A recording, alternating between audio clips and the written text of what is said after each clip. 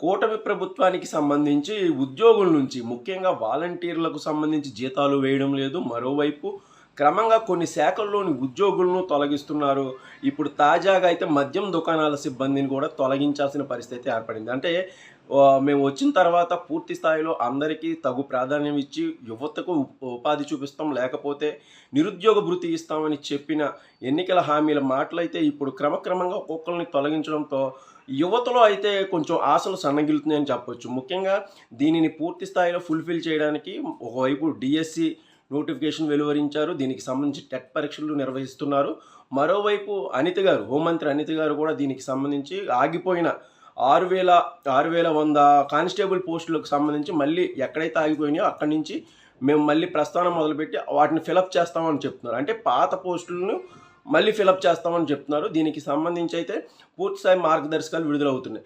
అయితే ముఖ్యంగా వాలంటీర్ల తొలగింపు, అసలు వాలంటీర్లను ఏం చేస్తారో తెలియక వాళ్ళని ఒక త్రిశంకు స్వర్గంలో ఉంచారు. ఇటు జీతాలు పడడం లేదు, పోనీ వాళ్ళ సేవలను వినియోగించుకునేది ఏంటి అనేది కూడా తెలియని పరిస్థితిలో వాళ్ళైతే ఏం చేయాలో అర్థం కాక అయితే త్రిశంకు స్వర్గంలో అయితే ఉన్నారని చెప్పొచ్చు.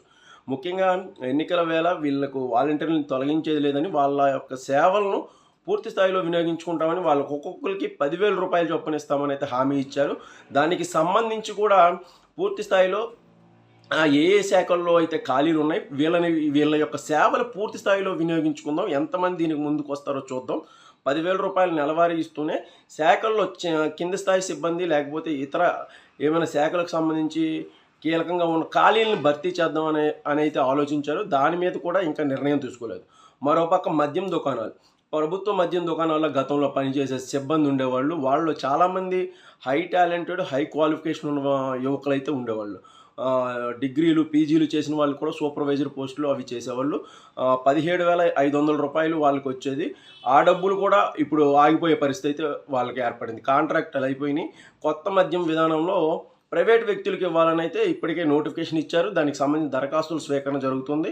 సో వీళ్ళకి సంబంధించి ఉద్యోగాలు కూడా ఊడిపోయే పరిస్థితి అయితే ఏర్పడింది. మరోవైపు స్టీల్ ప్లాంట్ కాంట్రాక్ట్ ఉద్యోగులు 4,500 మందిని పీకేశారు అన్న వార్తలు కూడా అటువైపు నుంచి వస్తున్నాయి. అంటే వీళ్ళందరికీ, అంటే రాష్ట్రంలో ఒక నిరుద్యోగిత లేకపోతే ఉద్యోగుల తొలగింపు అనే విషయాన్ని ఇప్పుడు కూటమి ప్రభుత్వం ఎదుర్కోబోతుంది. దీనికి సంబంధించి ఒక రకమైన పరిష్కారం అయితే ఎంచుకోవాల్సిన అవసరం ఉంది. లేకపోతే ఇది క్రమంగా ప్రజా వ్యతిరేకత వైపు వెళ్ళే అవకాశం ఉంటుంది. ఎందుకంటే కూటమి ప్రభుత్వం రాగానే జాబ్ క్యాలెండర్ ఇస్తామని చెప్పారు, లేకపోతే అన్ని శాఖల్లో ఖాళీలను భర్తీ చేస్తాం ఎట్టి పరిస్థితుల్లో అని చెప్పారు. మరోవైపు వాలంటీర్లకు సంబంధించి కూడా హామీ ఇచ్చారు. 10,000 రూపాయల వరకు మీకు వేతనం అందేలా ఏర్పాట్లు చేస్తామని చెప్పారు. వీటన్నిటి మీద తగు నిర్ణయం తీసుకోవాలి. ఎందుకంటే యువతకు ముఖ్యంగా గత ప్రభుత్వంలో యువతలో గూడు కట్టుకున్న పెద్ద వ్యతిరేకత కారణంగానే వైసీపీకి అలాంటి పరిస్థితి వచ్చింది. పూర్తి స్థాయిలో రాష్ట్రం నాశనం అయిపోతుందని ప్రతి ఒక్కరు భావించడంతోనే అలాంటి పరిస్థితి వచ్చింది. మళ్ళీ ప్రజా వ్యతిరేకత అంటే 100 రోజుల్లోనే ఒకవైపు నుంచి వైసీపీ తీవ్రంగా పోరాడుతుంటే మరోవైపు నుంచి మళ్ళీ జమిలీ ఎన్నికలు హడావిడి కూడా అప్పుడే స్టార్ట్ అయింది. ఈ మధ్యలోనే వస్తాయని కొందరు 2026లో అంటున్నారు, కొందరు 2027. దీని మీద ఇంకా స్పష్టత రాలేదు కానీ అంటున్నారు.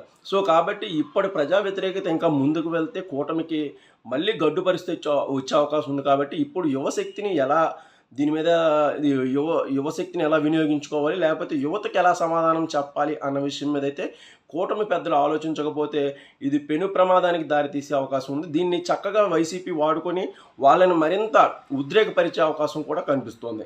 ఎందుకంటే యువత చాలా ఆశలు పెట్టుకున్నారు కూటమి ప్రభుత్వం మీద.